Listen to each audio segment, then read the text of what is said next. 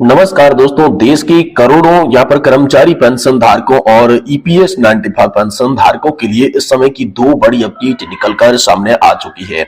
जिसमें दोस्तों पहले हम बात करने वाले हैं ईपीएस 95 पेंशन धारकों के लिए आई पहली अपडेट के बारे में, और उसके बाद दूसरी अपडेट में बात करेंगे पुरानी पेंशन योजना यानी कि जो ओपीएस की मांग कर रहे हैं, जो सरकारी कर्मचारी राज्य कर्मचारी पेंशन धारक है उनके लिए बड़ी अपडेट आई उसके बारे में।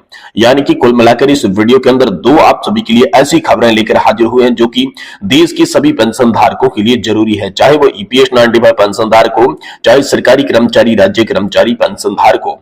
इसलिए आप पेंशन धारकों से निवेदन कर रहे हैं जो तमाम पेंशन बढ़ोतरी की मांग कर रहे हैं या फिर ओपीएस की मांग कर रहे हैं, उन सभी पेंशन धारकों के लिए ये वीडियो बहुत ही खास होने वाला है। इसलिए अगर आप आज की इस वीडियो को लास्ट तक देख लेते हैं तो दोस्तों आखिरकार ईपीएस 95 पेंशन बढ़ोतरी के साथ साथ आप सभी को जो ओपीएस की बहाली है उस पर जो संघर्ष हो रहा है इसके बारे में भी विस्तार से आप सभी को खबर पता चल सकेगी। तो सबसे पहले चलिए हम बात करते हैं ईपीएस 95 पेंशन धारकों के लिए क्या बड़ी खुशखबरी निकल कर आ रही है, क्या बड़ी खबर निकल कर आ रही है, क्या बड़ी राहत की खबर है इसके बारे में। इससे पहले दोस्तों आपसे निवेदन करना चाहेंगे कि आप चैनल को सब्सक्राइब कर दें और वीडियो को लाइक जरूर करें। तो चलिए खबर शुरू करते हैं। दोस्तों ईपीएस 95 पेंशनर्स को जल्द मिलेगी खुशखबरी, कमांडर अशोक रावत ने कही बड़ी बात। जी हां दोस्तों, हम सभी के लिए बड़ी खुशखबरी है। कमांडर अशोक जी रावत के द्वारा बड़ा ऐलान किया गया है। ईपीएस 95 पेंशन को लेकर पेंशनर्स काफी सक्रिय है। न्यूनतम पेंशन 1000 रुपए कब 7500 रुपए में परिवर्तन किया जाएगा, इसका इंतजार हो रहा है। इसी बीच महाराष्ट्र में एक खबर आई है। विलास रामचंद्र गोगवाले ने यहाँ पर सोशल मीडिया पर एक पोस्ट करते हुए लिखा कि पेंशन भोगी पेंशन धारकों को जल्द ही खुशखबरी मिलने वाली है। कमांडर अशोक रावत ने शिरडी में आयोजित सभा में जोश भर दिया है। जी हां दोस्तों, शिरडी जिला अहमदनगर में ईपीएस 95 पेंशनर्स रैली का मार्गदर्शन करते हुए राष्ट्रीय संघर्ष समिति के अध्यक्ष ने श्रम मंत्री, श्रम सचिव, नीति आयुक्त, मुख्य आयुक्त के साथ बैठक के बारे में विस्तृत जानकारी दी और उन्हें कहा कि जल्द से जल्द मांग उनकी मंजूरी देने का यहाँ पर जो है प्रयास किया जा रहा है। यानी बड़ी खबर यह है कि शिरडी के अंदर ईपीएस 95 पेंशन धारकों के लिए बड़ी रैली रखी गई थी, जिसमें श्रम मंत्री, श्रम सचिव, मुख्य और अतिरिक्त आयुक्त के साथ बैठक में ईपीएस 95 पेंशन धारकों की जो मांगे हैं उसको कैसे मंजूर करना है इस पर चर्चा हुई। और दिल्ली में इसीलिए दोस्तों उन्होंने कहा कि दिल्ली में इसीलिए हमने घोषणा की थी कि इस महीने के अंत तक निश्चित रूप से अच्छी खबर मिलेगी। पेंशन बढ़ाने के लिए हमने हर तरह के प्रयास किए।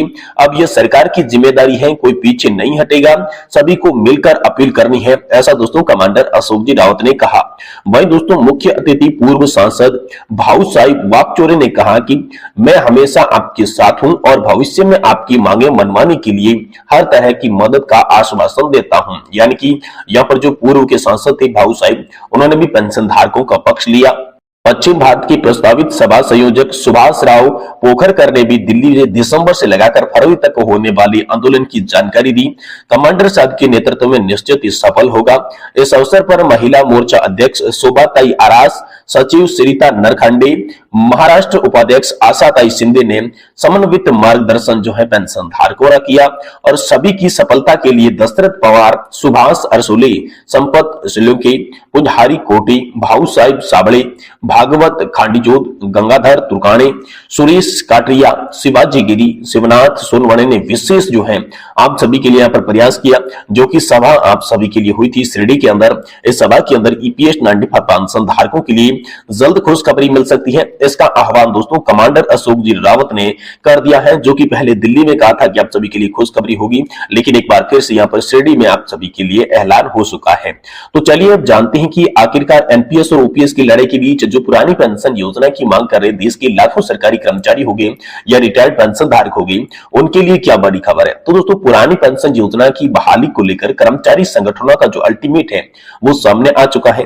देश भर में अनिश्चितकालीन हड़ताल आप सभी के लिए तय हो गई है, जो कि हमारी मांगे पूरी करो के नारे को लेकर होने वाली है। तो चलिए पूरी खबर को विस्तार से जानेंगे, कैसे क्या अल्टीमेट आया है, क्या आपकी मांग होगी, क्या पुरानी पेंशन योजना बहाल होगी और इसमें कितना लाभ मिलेगा, कौन कौन से कर्मचारियों को लाभ मिलेगा, कितना फायदा होगा, संपूर्ण जानकारी विस्तार से दे रही है। लेकिन आपसे निवेदन एक ही रहेगा कि दोस्तों वीडियो आप लास्ट तक देखेंगे तभी आपको पूरी जो खबर है, पूरी जो जानकारी है वो सही से पता चल पाएगी। देखिए देश भर में केंद्रीय और राज्य सरकारों के बीच पुरानी पेंशन बहाली की मांग को लेकर लंबे समय से आंदोलन कर रहे हैं यहाँ पर जो कर्मचारी है, और गैर बीजेपी कई शासित राज्यों में यहाँ पर अपनी पुरानी पेंशन योजना को लागू कर दिया है। वहीं अब लंबे समय से संघर्ष कर रहे कर्मचारी संगठनों ने केंद्र सरकार को ओपीएस लागू करने के लिए 6 सप्ताह का अल्टीमेट भी दे दिया है।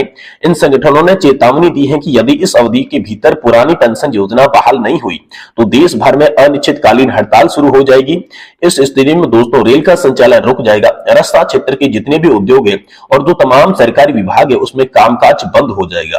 दोस्तों नई दिल्ली में हुई national joint council of action की पदाधिकारी की बैठक में यह अहम निर्णय लिया गया।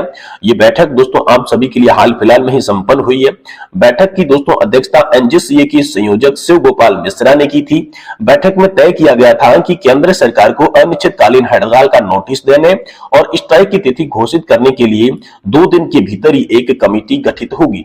और दोस्तों अनिश्चितकालीन हड़ताल के पक्ष में 2 बड़े कर्मचारी संगठनों ने यहां पर सहमति दे दी है। दोस्तों एआईईडीएफ के महासचिव श्री कुमार के मुताबिक लोकसभा चुनाव से पहले पुरानी पेंशन योजना लागू नहीं होती है तो भाजपा को उसका खामियाजा भुगतना पड़ेगा। कर्मचारी पेंशनरों और उनके रिश्तेदारों को मिलाकर ये संख्या 10 लाख के पार चली जाती है। चुनाव में बड़ा उलटफेर करने के लिए ये संख्या निर्णायक है। देश के 2 बड़े कर्मचारी संगठन रेलवे और रक्षा ने अनिश्चितकालीन हड़ताल के लिए अपनी सहमति दे दी है। स्ट्राइक बेल्ट में रेलवे के 11 लाख कर्मचारियों में से 96% ओपीएस लागू नहीं करने की स्थिति में अनिश्चितकालीन हड़ताल पर जाने के लिए तैयार है। इसके अलावा रक्षा विभाग के 4 लाख कर्मचारियों में से 97% हड़ताल के पक्ष में है। दोस्तों यहाँ पर जो है विभिन्न केंद्रीय कर्मचारी संगठन और राज्यों के एसोसिएशन भी ओपीएस के मुद्दे पर एक दूसरे के साथ आ रही हैं। वही दोस्तों सरकार इसके बारे में स्पष्ट भी कर चुकी है। दोस्तों 11 दिसंबर 2023 को संसद में भी ओल्ड पेंशन स्कीम की बहाली को लेकर केंद्र सरकार के पूछा गया था। तब सरकार ने बताया कई दफा ओल्ड पेंशन स्कीम को लेकर फिर से बहाल करने को लेकर अनुरोध पत्र मिलता रहा है।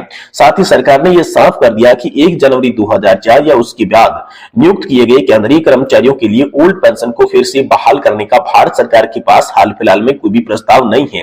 तब वित्त राज्य मंत्री पंकज चौधरी ने कहा कि 1 जनवरी 2004 या उसके बाद नियुक्त किए गए कर्मचारी जो है उनके लिए कोई प्रस्ताव नहीं है। केंद्र सरकार के कर्मचारियों के लिए नेशनल पेंशन सिस्टम से जुड़े मुद्दे को देखने के लिए तथा किसी आवश्यक परिवर्तन के लिए वित्त सचिव की अध्यक्षता में एक समिति का गठन किया गया है। वहीं दोस्तों राजस्थान, छत्तीसगढ़, झारखंड, पंजाब, हिमाचल प्रदेश की सरकारों ने ओल्ड पेंशन योजना को यहाँ पर जो है बहाल कर दिया है। और साथ ही दोस्तों पंजाब सरकार ने भारत सरकार को सूचित किया है कि एनपीएस में कर्मचारियों और सरकारी अंशदान का भुगतान जारी भी रहेगा।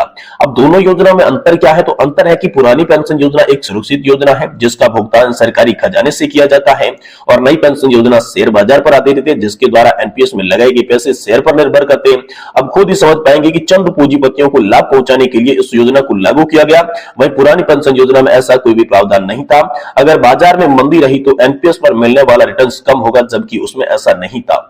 वही दोस्तों केंद्रीय कर्मचारी संगठनों ने यहाँ पर 8 जनवरी से लेकर 11 जनवरी तक रिले हंगर स्ट्राइक की थी। इसका दोस्तों मकसद था कि सरकार को चेताना।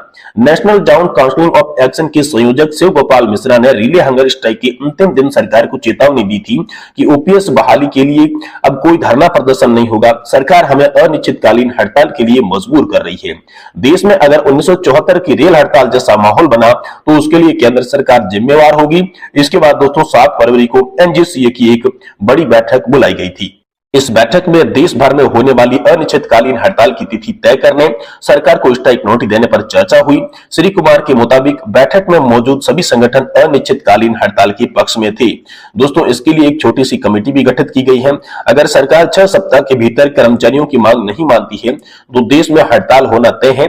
इसको लेकर भी यहाँ पर बात हुई और विशेषकर जो कर्मचारी और पेंशन धारक थे इन्होंने एनपीएस को एक डस्टबिन बता दिया है और जो कमेटी है वो पुरानी पेंशन योजना को नहीं बल्कि एनपीएस को बढ़ावा दे रही है। एनपीएस के मसौदे पर ही यहां पर जो है सुरक्षित करने की बात कर रही है, जबकि कर्मचारियों को कतई एनपीएस नहीं मंजूर है बल्कि उन्हें ओपीएस की बहाली चाहिए। ऐसा दोस्तों कर्मचारियों ने कहा है। कुछ जल्द से जल्द आप सभी के